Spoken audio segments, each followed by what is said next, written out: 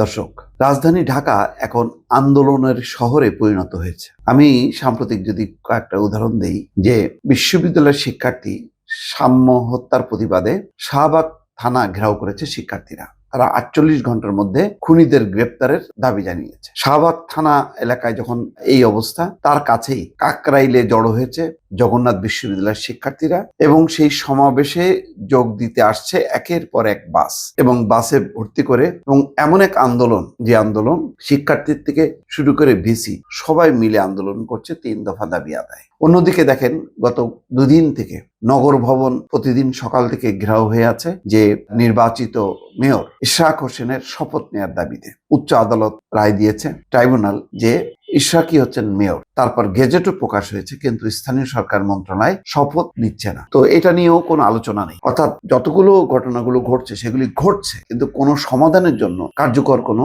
পদক্ষেপ নেই।